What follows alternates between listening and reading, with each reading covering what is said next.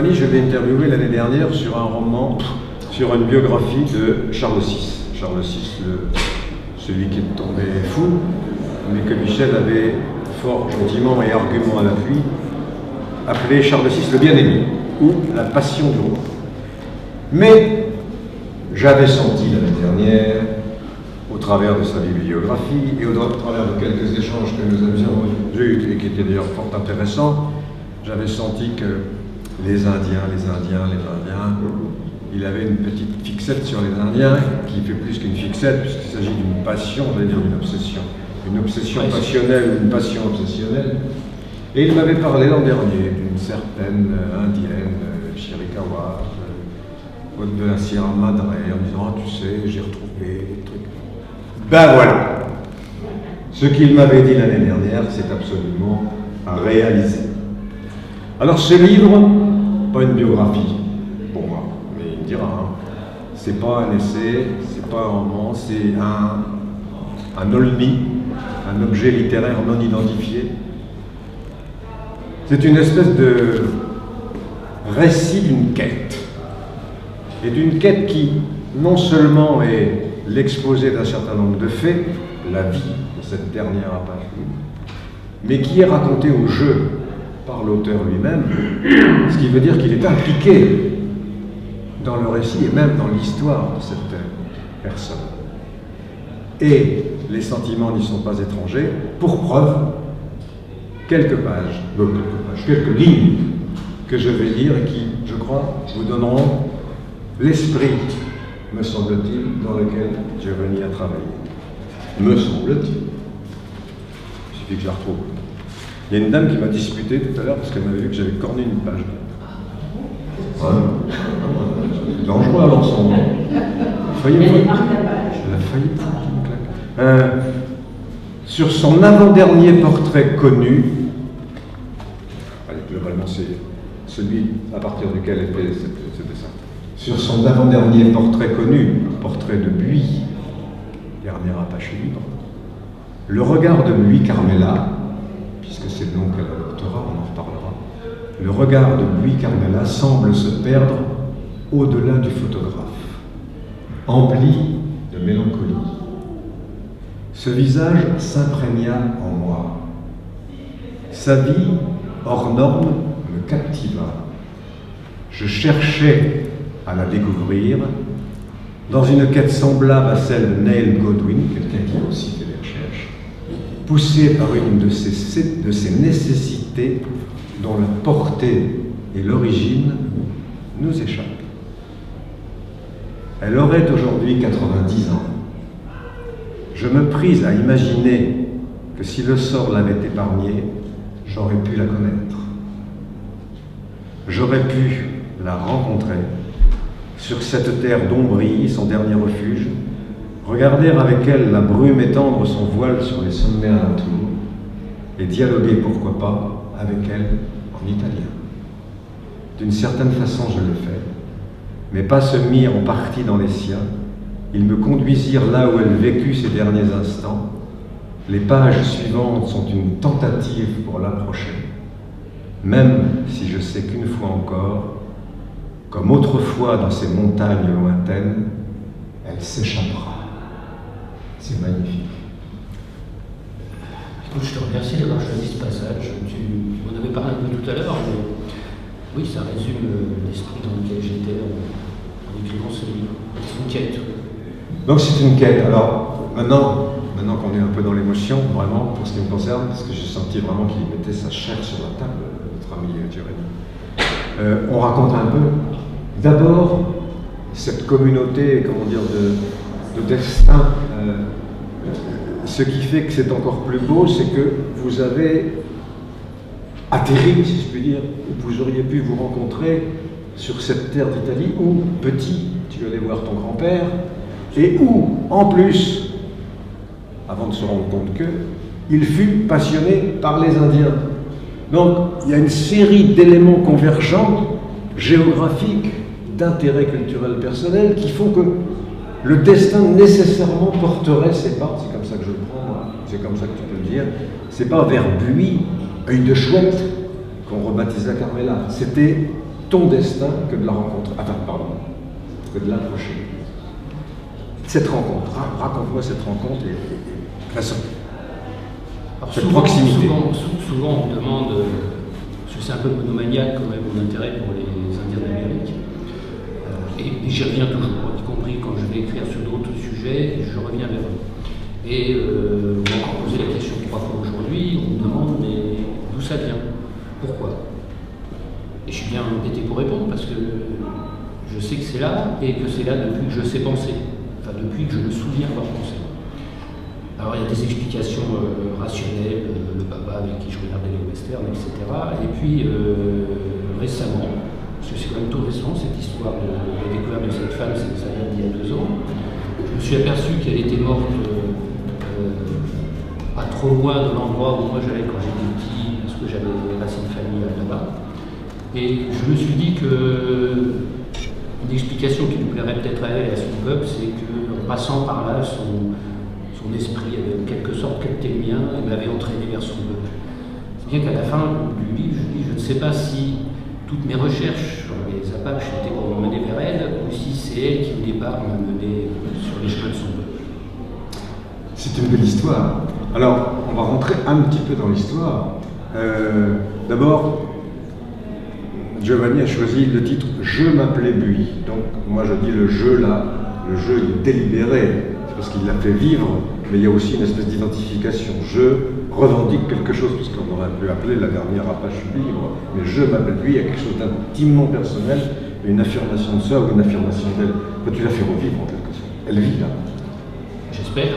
Bien sûr qu'elle vit, bien sûr qu'elle vit. Parce que les seules paroles, enfin, c'est une histoire très mystérieuse, l'histoire de cette femme, et les seules paroles qu'on ait d'elle sont rapportées par un explorateur norvégien, quand même en Norvège, on s'intéresse aux Apaches, qu'il a interviewé en 1938, et puis effectivement, elle a dit que son nom c'était chez les siens, c'était Buis. Ensuite, elle a été adoptée rapidement de Carmela. Voilà pourquoi j'ai intitulé. Et la dernière Apache libre, c'est pas innocent non plus, ça veut dire, est-ce vraiment la dernière Apache vivante qui ait pu, effectivement, qu'on ait pu considérer comme libre ou libérée? Quoique moi, je pense qu'elle n'était pas libre. Parce que ce qu'elle a vécu en Californie et ce qu'elle a vécu en Italie, c'est pas la liberté qui pesait, elle a eu plein de misère, elle est morte à 48 ans. 48 ans. Je reviens sur les Apaches. Moi, en plus, on apprend plein de trucs. C'est très agréable, parce que moi, grand bonnet, je confesse, je ne savais pas qu'il y avait des Indiens au Mexique. Oui, je croyais que les Américains, les Indiens, c'était aux États-Unis, c'était que les cow-boys qui se tapaient les Indiens, si je puis dire, ou contre les Indiens, parce que ma France pourrait être à confusion. Il y avait des Indiens dans la Sierra Madre, cette longue épine montagneuse qui serpente à l'ouest, c'est ça? Nord-ouest, pardon. Nord-est. Nord-ouest. La géographie et moi, c'est une catastrophe. Nord-ouest du Mexique. J'avais raison, mais comme je suis poli, je laisse. Bon, c'est au nord. Hein, mais c'est montagneux, et là-bas vivent des petits groupes isolés d'Indiens, des rescapés, on peut dire. Vivaient, j'ai mis vive, parce que je suis un conteur. Alors, et Buis faisait partie de ce petit groupe, piloté, régenté par une patronne, qui était sa grand-mère. Probablement sa grand-mère. Probablement. Et qu'est-ce qui lui arrive? Alors, cette histoire-là des derniers Apaches, c'est la dernière Apache dont on sait qu'elle soit née libre et dont on ait connaissance du destin. Les autres ont fini dans les réserves nord-américaines et où il était né, mais elle est née en 1928, à une époque où dans le nord des États-Unis, tous les Indiens étaient parqués sur des réserves et elle faisait partie d'un petit groupe qui s'était échappé lors de l'expédition de Geronimo et qui avait survécu dans le nord-ouest du Mexique. J'ai oublié ta question. Qu'est-ce qui lui arrive?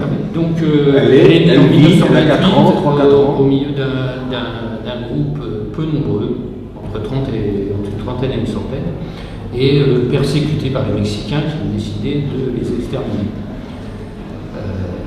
Et lors de l'assaut d'un très petit campement Apache, où elle était à ce moment-là seule avec sa grand-mère, un cow-boy fâché mexicain est venu tirer sur la grand-mère. Il y a une photo de la grand-mère. Une photo de la grand-mère morte. Et il s'est aperçu qu'il y avait cet enfant qui était caché hutte, et il l'a ramenée, il l'a fait prisonnière donc. Elle s'est défendue comme elle a pu, mais bon, une femme de 4 ans avec un homme à la force de l'âge, c'était pas le poids. Et ce monsieur, qui était contremaître d'un ranch tenu par des Nord-Américains, a ramené cet enfant, lui, à ses patrons.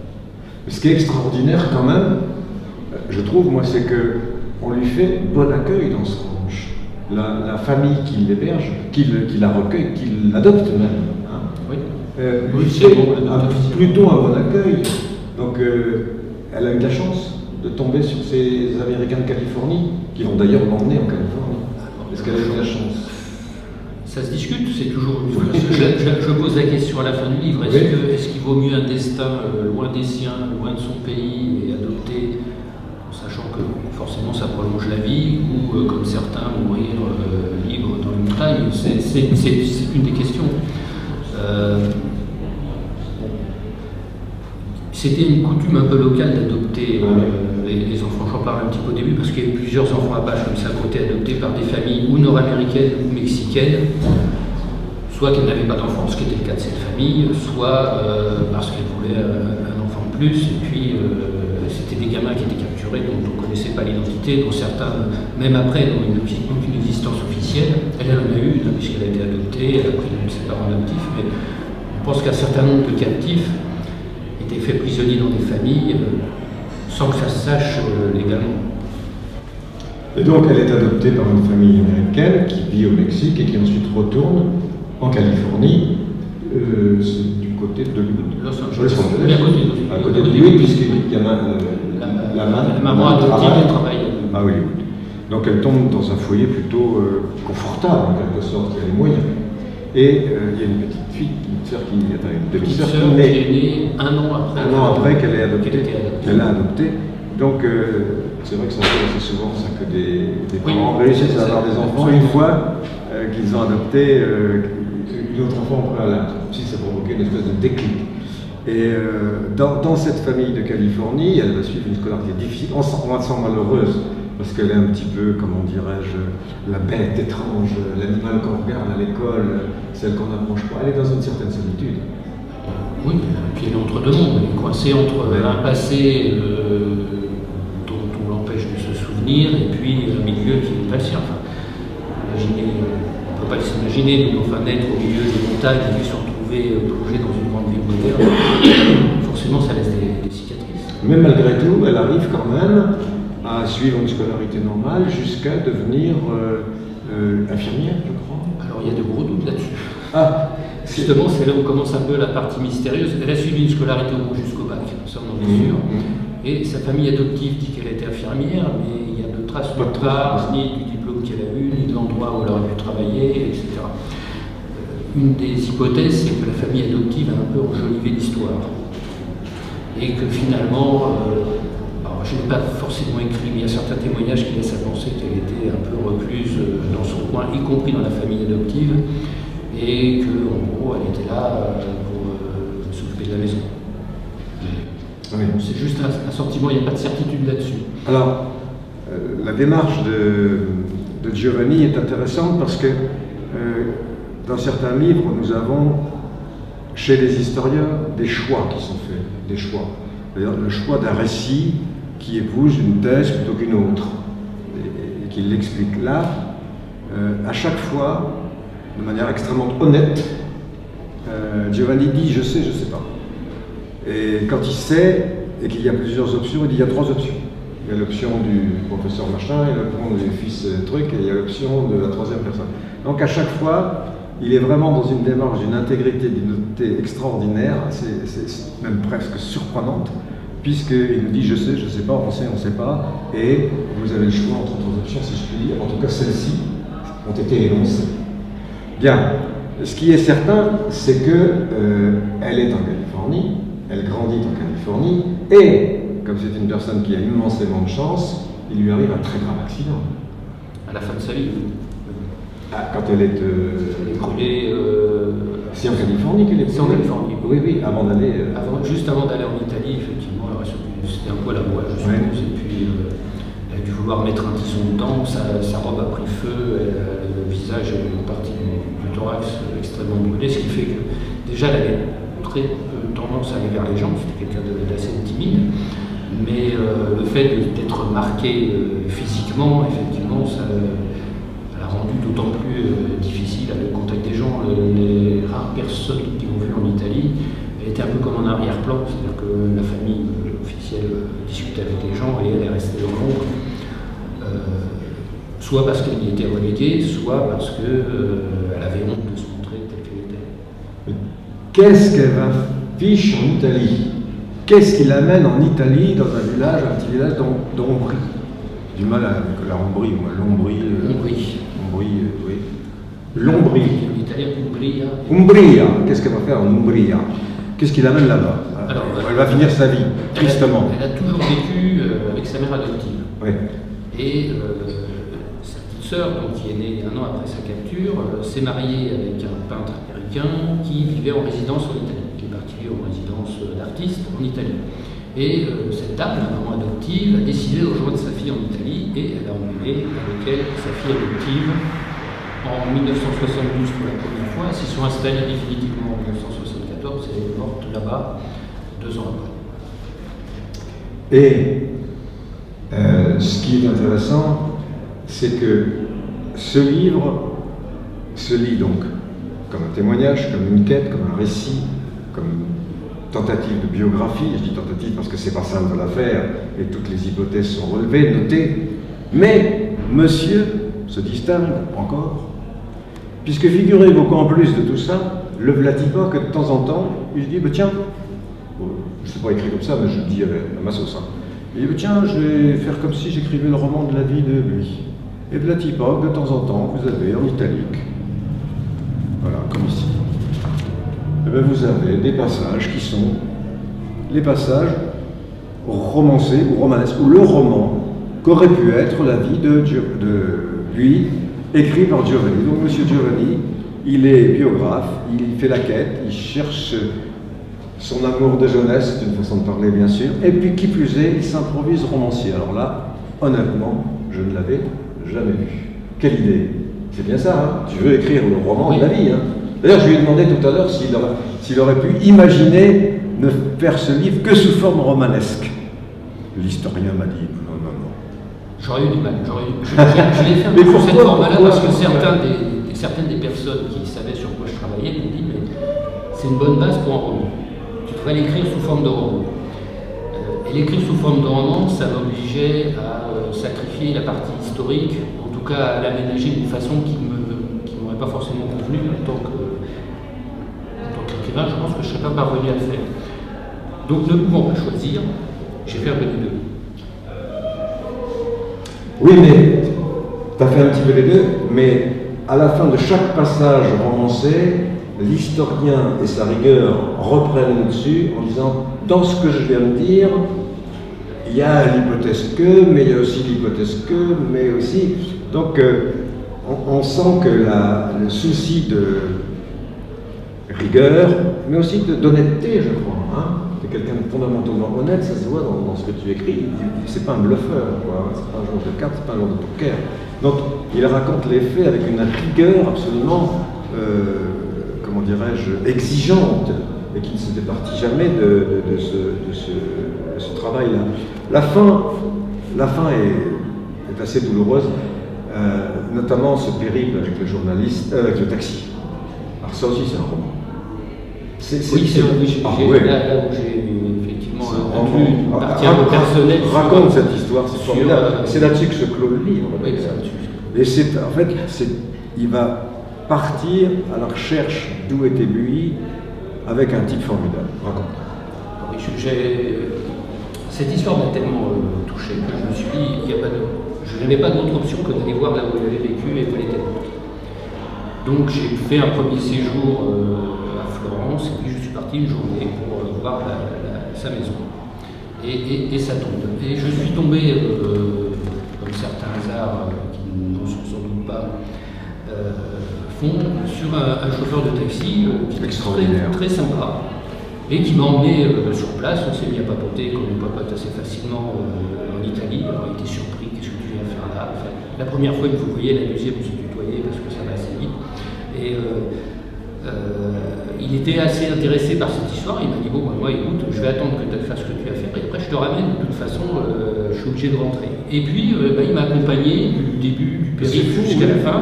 Il me laissait aller voir les gens. Il attendait dans le taxi. Voire il descendait en me disant, tu devrais aller voir là-bas, peut-être que là, tu trouveras des renseignements. C'était Sherlock Holmes.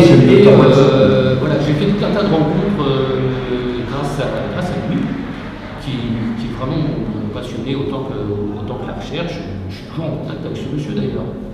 C'est extraordinaire. Walter, c'est pas un prénom italien. Il m'a dit qu'il y en avait beaucoup parce que dans la région, oui, les Américains sont passés par là et ils ont donné à leurs enfants le nom des libérateurs. Donc il y a beaucoup d'enfants qui s'appellent Walter. Ah d'accord. Et lorsque tu as fini d'écrire ce livre, j'imagine, est-ce que c'est un sentiment de satisfaction qui prévalait chez toi? Est-ce que c'est une forme de nostalgie? Est-ce que c'est franchement de la tristesse? Est-ce que c'est l'idée d'un rendez-vous raté, comme on en a un petit peu parlé au départ? Qu'est-ce qui prédomine? La satisfaction du devoir, entre guillemets, réalisé, accompli, de la quête, en tout cas faite? Pas tout à fait. Pour rien te cacher, je continue de chercher. Ça c'est pour l'année prochaine. Je parle d'un journaliste italien, donc ce sera même peut-être un peu augmenté. Un journaliste italien avec qui je suis en contact, lui aussi a publié un article là-bas, etc. Et puis il m'a dit qu'il avait trouvé 2 personnes qui éventuellement l'avaient rencontré. Donc je continue de chercher parce que quand je l'ai terminé, ça m'a laissé un peu, je disais tout à l'heure à la directrice, ça m'a laissé sur le flanc. J'étais une espèce de sensation de vide total, avec rien derrière, aucun projet d'écriture derrière. Et d'ailleurs, je n'ai pas commencé grand-chose depuis. Si j'ai recommencé un truc sur l'ultrapage parce que j'arrive pas à le quitter. Mais de concret, contrairement à l'année dernière où j'avais parlé de ce livre-là, je me suis senti un peu vidé. Oui, on peut le comprendre parce qu'en fait, c'est presque une quête qui, entre guillemets, ne débouche peut-être sur rien, en tout cas pas sur le fantasme que tu aurais pu avoir, de dire il va se passer des choses, il va se passer plus de choses, je vais découvrir davantage de choses. Mais ça va venir, c'est pour l'année prochaine, Giovanni. Je sais même pas s'il faut que ça vienne en fait. Il y a des fois, il faut laisser un peu de part au mystère. D'accord. Eh bien, à partir de là maintenant, parce que je suis habitué, je viens tous les ans, puis il y a Monique qui me dit, oh ben il y a Giovanni qui fait un... Je dis, c'est ton chouchou, Giovanni. Oh, sûrement pas. Me dit-elle d'un drôle d'air. C'est quoi le prochain quand même? Je te dis pour le moment, rien du tout, rien pour de le moment, j'ai pas de projet particulier. Alors, je travaille sur autre chose, là je suis branché sur l'Égypte antique, ça n'a plus rien à voir, mais il est fou. Mais en même temps, je travaille sur une des personnes dont je parle là, qui s'appelle Loupe, parce que j'ai Loupe, c'est c'est sa cousine. La cousine. Je me souviens de Loupe. Oui. C'est une sacrée nana. Et c'est elle qui va la retrouver dans la ferme où elle est. Absolument. J'ai retrouvé quelqu'un de sa famille adoptive à elle, donc je suis pas. Bon, ça y est, c'est parti. L'asticot est lancé, le poisson est en train de mordre, tout va bien. Bien, mesdames, mesdemoiselles, messieurs, comme on disait jadis, ce bouquin est singulier, je l'ai dit tout à l'heure. Il est émouvant. Il est rigoureux, précis, raconte des histoires, nous fait découvrir des choses que nous ne connaissions pas, en tout cas pour moi. Mais il est émouvant parce qu'on sent combien Giovanni a investi de sa personne. Et honnêtement, ta quête, je l'ai senti, l'émotion, je l'ai senti. Et la fin, la tristesse de la fin, avec la séparation du chauffeur de taxi et puis cette espèce d'horizon indécis, imprécis, je l'ai profondément senti. Et pour ça, merci.